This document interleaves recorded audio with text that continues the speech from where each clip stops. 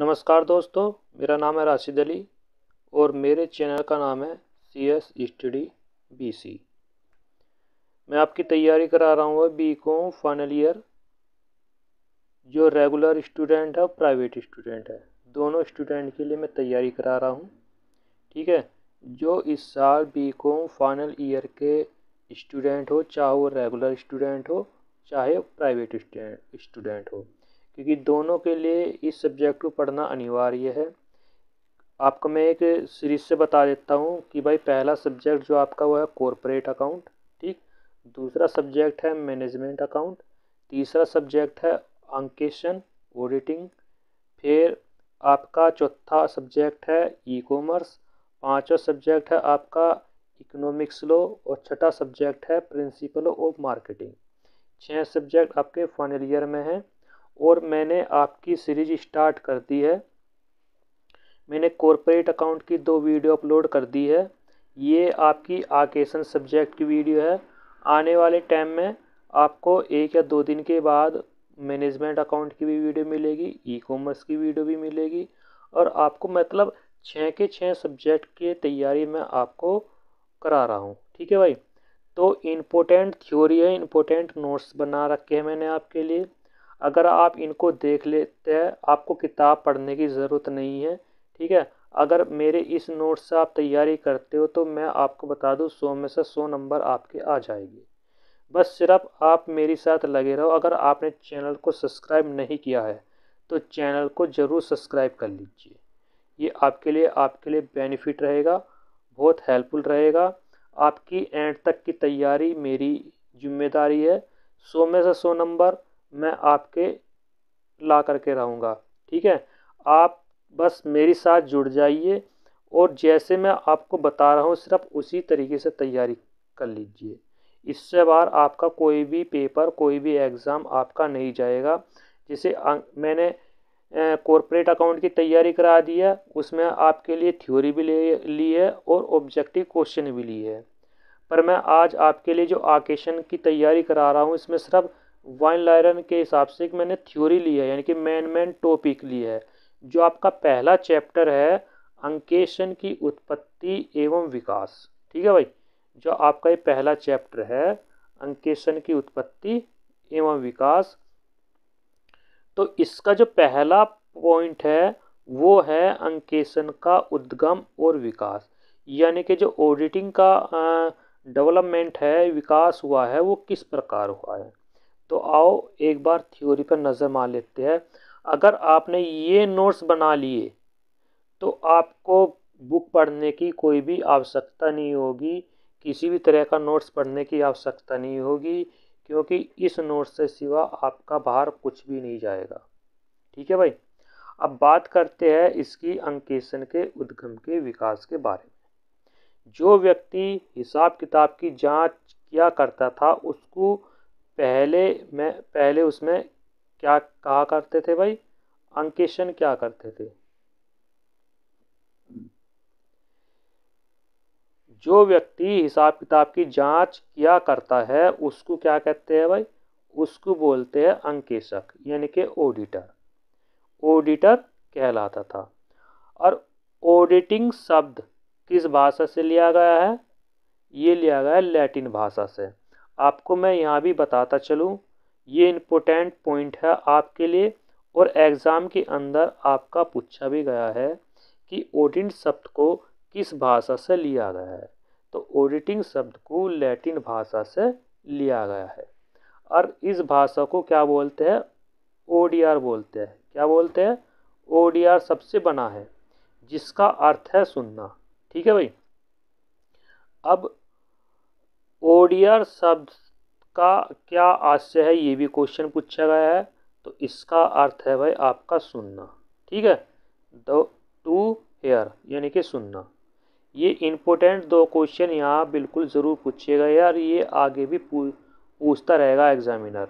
ये क्वेश्चंस यहाँ से पुट अप हुए हैं। अब आगे कुछ विद्वानों के मतानुसार अंग्रेजी शब्द ऑडिट, जिसका हिंदी पर्यायवाची अंकेशन है, यानी कि हिंदी में अंकेशन बोलते हैं और अंग्रेजी में ऑडिट बोलते हैं। ठीक। लैटिन भाषा के अडायर शब्द से बना है जिसका अर्थ है सुनना। ठीक है भाई, यहाँ एक क्वेश्चन बनता है कि अडायर शब्द का क्या अर्थ है। तो अडायर शब्द का अर्थ है सुनना। तो यहाँ पे आपका ये क्वेश्चन बनता है, आप वीडियो को रोक रोक करके आप नोट्स बना सकते हो। ठीक है भाई, नेक्स्ट पढ़ते हैं। नेक्स्ट टॉपिक है कि 15वीं शताब्दी के उत्तरी गोलार्ध में संसार में व्यापार ने काफ़ी प्रगति की है। ठीक है भाई, 15वीं शताब्दी में आते आते व्यापार में काफ़ी प्रगति हो गई थी। और सन 1914, ठीक है भाई, सन 1914 में ल्यूकस पेसोली वाले एक नामक पादरी था जो इटली का रहने वाला था, वेनिस शहर का था। ठीक है भाई, इसने दोहरा लेखा प्रणाली पुस्तक का जन्म हुआ है।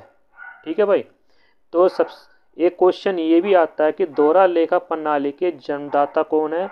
तो दोहरा लेखा प्रणाली के जन्मदाता हो जाएंगे ल्यूकस पेसोली। अगर पूछा जाए कि दोहरा लेखा प्रणाली का मतलब किस सन में हुआ, तो वो आ जाएगा 1494 ईस्वी में। तो दो क्वेश्चन यहाँ से बनते हैं। और ये क्वेश्चन जरूर पूछा गया है कि दोहरा लेखा प्रणाली के जन्मदाता कौन है।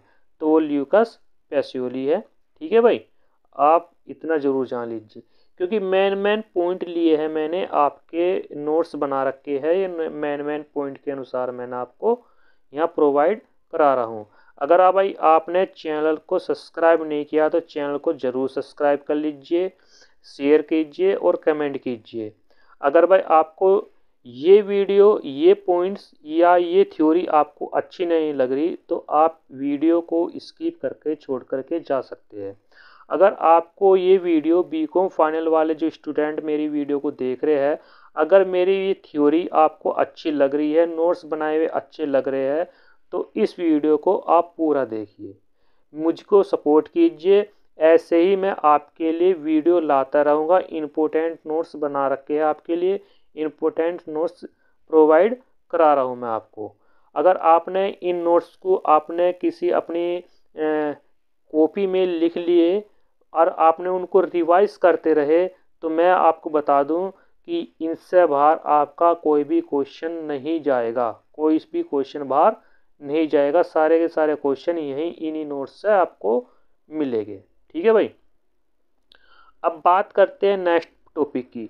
ल्यूकस पेसोली की दोहरा लेखा प्रणाली की जो प्रकाशित पुस्तक थी वो थी डी कंपोस्ट स्क्रिप्ट्स में इस प्रणाली के सिद्धांत की विवेचना की है। ल्यूकस पेसोली ने दोहरा लेखा प्रणाली में अपने इस पुस्तक में ये बताया था कि भाई कैसे आदमी को अपने लेखे जोखे करने हैं। ठीक है भाई, धीरे धीरे इस दोहरा लेखा प्रणाली में समय समय पर संशोधन होते रहे, पर वर्तमान स्थिति में ही आपकी जो वर्तमान स्थिति है, चाहे कितनी भी बड़ी कंपनी हो और चाहे कितना भी छोटी कंपनी हो, वो दोहरा लेखा प्रणाली के अनुसार ही अपने लेखे करता है। यानी कि final journal entry, final account, अंतिम रहतिया, ठीक है, और आपकी बैलेंस शीट तक भी दोहरा लेखा प्रणाली के आधार पर ही बनाई जाती है कंपनी के अंदर। ठीक है भाई, अब बात करते हैं नेक्स्ट टॉपिक की। इसका मुख्य कारण क्या है भाई? इसका जो मुख्य कारण था, इंग्लैंड की औद्योगिक क्रांति हुई थी। ठीक है भाई, तो आपको मैं एक चीज़ और बता दूं, इंग्लैंड की जो सबसे पहले जो एक क्वेश्चन पूछा जाता है इसमें आपसे कि औद्योगिक क्रांति किस देश में हुई थी, प्रथम औद्योगिक क्रांति। तो प्रथम औद्योगिक क्रांति जो हुई थी वो आपकी इंग्लैंड से स्टार्ट हुई थी। कहाँ से हुई थी भाई? इंग्लैंड से स्टार्ट हुई थी और सन हुई थी आपकी 1844 में। ठीक है भाई, 1844 में आपकी औद्योगिक क्रांति स्टार्ट हो गई थी। कहाँ से?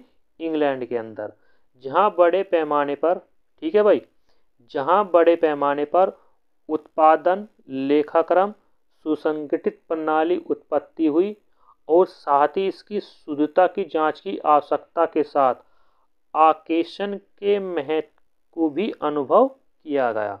ठीक है भाई, तो यहाँ से 2-3 क्वेश्चन बनते हैं। एक क्वेश्चन तो बनता है सर्वप्रथम किस देश में औद्योगिक क्रांति का जन्म हुआ।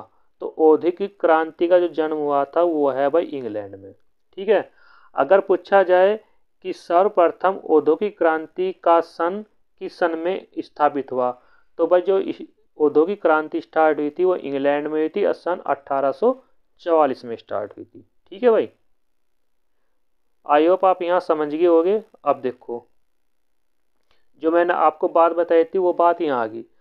अंकेशन के क्षेत्र में सर्वप्रथम क्रांति यानी कि औद्योगिक क्रांति कब हुई थी भाई? 1844 ईस्वी में हुई थी। कब हुई थी भाई? 1844 ईस्वी में हुई थी। और कहाँ हुई थी? इंग्लैंड में हुई थी।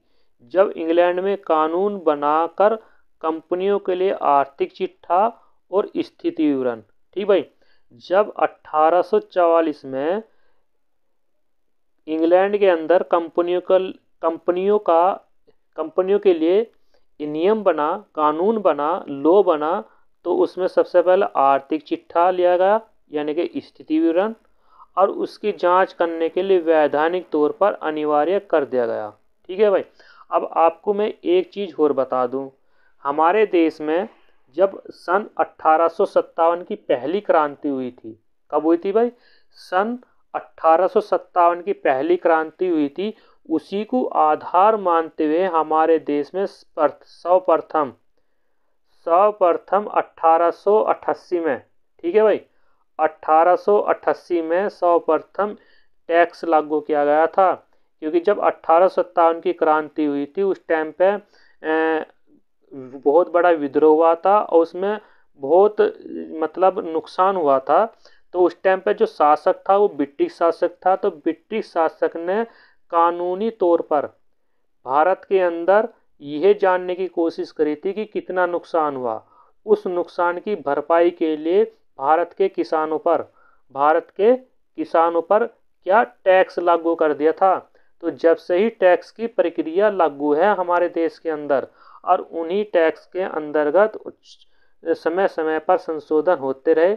जब भारत आज़ाद हुआ सन 1961 में भारत का पहला प्रथम क्या लागू हुआ था भाई? टैक्स अधिनियम लागू हुआ था। नहीं तो अभी तक कानून किसके चलते आ रहे हैं? ब्रिटिश सरकार के चलते आ रहे हैं। ठीक है भाई, तो 1844 में सर्वप्रथम क्रांति हुई थी। उस टाइम पे ही कंपनियों के बारे में कानून बना दिया गया था। और आपको एक चीज़ और बता दूं, आपने पढ़ा होगा कंपनी अधिनियम 1956। ठीक, ये जो कंपनी अधिनियम 1956 है वो इसी पर आधारित है, सन 1844 वाले संशोधन के लिए। ठीक, क्योंकि सबसे पहला कानून 1844 में ही बना था, वो बनाया था इंग्लैंड ने। और फिर जब भारत आज़ाद हुआ तो भारत में 1956 अधिनियम लागू हुआ था, कंपनी अधिनियम। और अब जो वर्तमान में कंपनी अधिनियम चल रहा है वो चल रहा है आपका सन 2013। कंपनी अधिनियम 2013 के अकॉर्डिंग हम नियम पढ़ रहे हैं। ठीक है, तो उनमें भी संशोधन कर दिया गया है। जो कमियां थी 1956 वाले अधिनियम में, तो वो 2013 के अकॉर्डिंग पूरी कर दी गई है। और 1 अप्रैल 2014 से ये नियम लागू है, कंपनी अधिनियम 2013। ठीक है भाई, आई होप आप समझ गए होंगे। क्योंकि ज़्यादा डिटेल में मैं जाना नहीं चाहता, इसलिए आप सिर्फ उतना ही समझ लीजिए जितना आपके लिए बेनिफिट हो।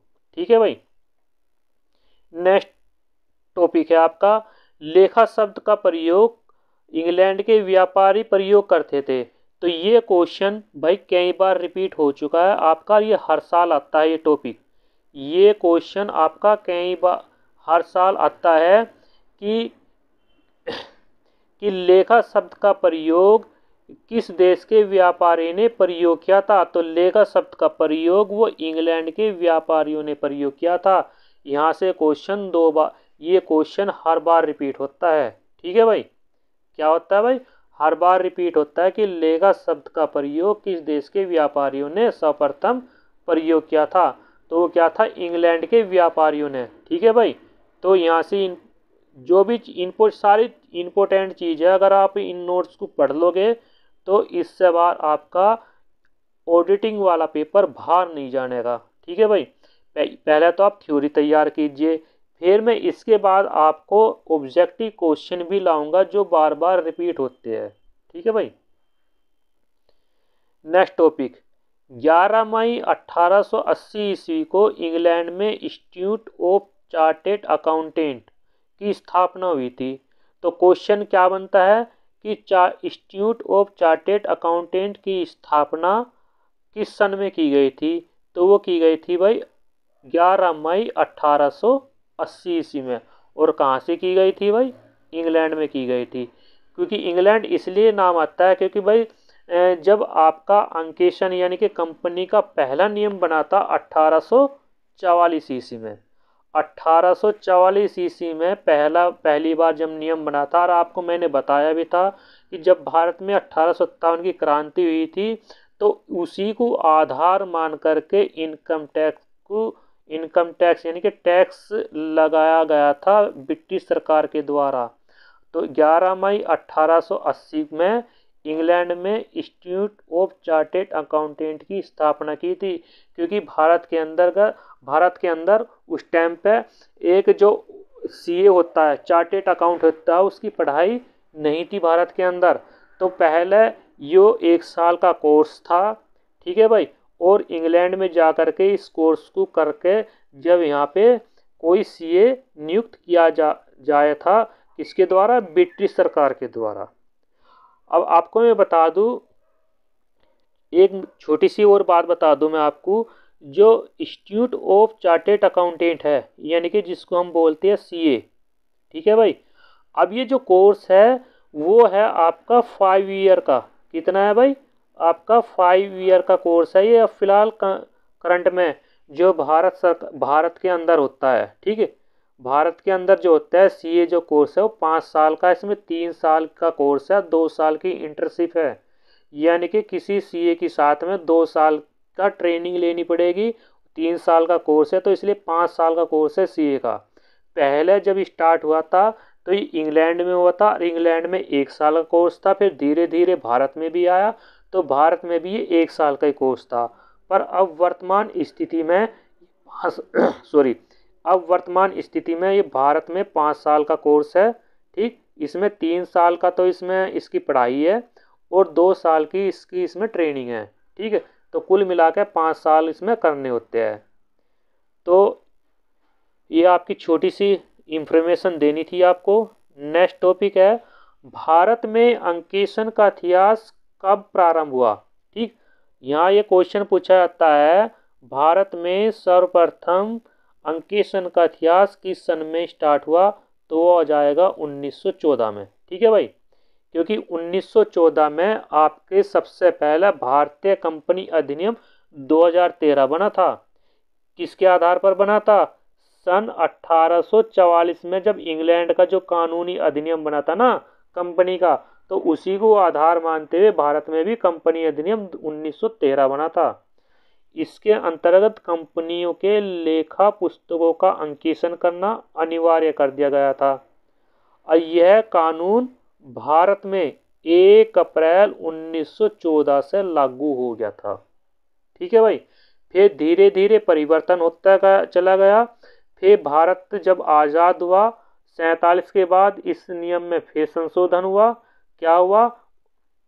सन 1900 कंपनी अधिनियम जो बना था 1956 बना था। और कंपनी अधिनियम 1956 के बाद अब जो वर्तमान कंपनी अधिनियम लागू है वो है आपका 2013, जो 1 अप्रैल 2014 से लागू है। ठीक है भाई। ये बात समझ में आ गई आपकी? क्योंकि मेन टॉपिक लेकर के आया हूँ, मेन क्वेश्चन लेकर के आया हूँ, कहाँ कहाँ से क्वेश्चन आपको एग्जाम के अंदर पूछा जाएगा वो सब आपकी यहाँ थ्योरी है। अगर आपने ये नोट्स बना लिए तो समझ लेना आपके 100 नंबर कहीं नहीं जाएंगे। ठीक है भाई। नेक्स्ट टॉपिक, किंतु उस समय भारत में इस विषय की, देखो मैंने आपको पहले बार बताया था कि भारत में इस जो सीए बनने का था, अंकेशन जो सब्जेक्ट था सीए बनने का था, वो भारत में नहीं थी। इस विषय की शिक्षा नहीं थी। ठीक।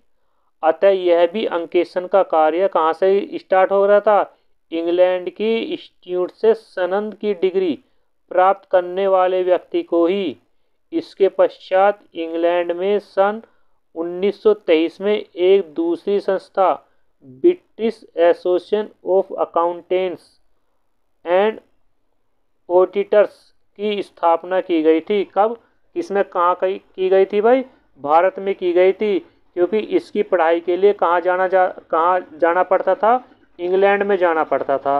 फिर धीरे धीरे ब्रिटिश सरकार ने भारत सरकार को भी ऑथोराइज दे दी थी कि आप अपने यहाँ भी इसको प्रोवाइड करा सकते हो, इसकी पढ़ाई करा सकते हो। अब बात करते हैं कहाँ स्टार्ट हुई है, कहाँ इसकी सनद मिली थी। देखो, सर्वप्रथम भारत में मुंबई सरकार ने लेखाक्रम की शिक्षा प्रदान करने की व्यवस्था की। तो सर्वप्रथम कहाँ से हो रही थी भाई? मुंबई में। मुंबई सरकार ने स्टार्ट करी थी सर्वप्रथम किसकी? अंकेक्षण की शिक्षा। और उसकी सनद का नाम क्या रखा था? क्वेश्चन के अंदर ये भी आ जाएगा कि उस सनद का नाम बताइए। तो सनद का नाम है GDA। क्या है भाई? GDA, यानी कि इसका फुल नाम भी पूछ लेगा। GDA का फुल नाम क्या है? Government diploma in accountancy. ठीक है भाई, गवर्नमेंट डिप्लोमा इन अकाउंटेंसी इसका नाम रखा गया था भाई। और उस सनद को प्राप्त करने के पश्चात के बाद कोई भी व्यक्ति भारत के किसी विभाग में अंकेक्षक बन सकता है। तो ये एक छोटा सा नोट्स था भाई आपके लिए, छोटी सी थ्योरी है। अगर आपने ये थ्योरी बना ली, थ्योरी ये लिख ली, नोट्स बना लिए, तो मैं आपको बता दूं यहाँ से कम 5 से 7 क्वेश्चन आपके कहीं नहीं जाने के। ठीक, इसी हिसाब से मैंने नोट्स तैयार किए हैं कि आपको ज़्यादा बुक ना पढ़नी पड़े। क्वेश्चन कहाँ से एग्जामिनर बनाता है, वहीं से मैंने आपके लिए नोट्स ये बनाए हैं। अगर मेरे नोट्स मेरी बनाई हुई वीडियो आपको पसंद आई है तो वीडियो को ज़रूर पूरा देखिए, और जो आपके यार दोस्त हैं उनको भी ये मेरी वीडियो को शेयर कीजिए, और ज़्यादा से ज़्यादा मेरे इस चैनल को सब्सक्राइब करा दीजिए। ठीक है भाई, बस आपसे यही गुजारिश है कि ज़्यादा से ज़्यादा सब्सक्राइब कराएं मेरे चैनल को, और इस वीडियो को ज़्यादा से ज़्यादा शेयर कीजिए अगर आपको अच्छी लगी हो तो। ठीक है भाई, थैंक यू, नमस्कार।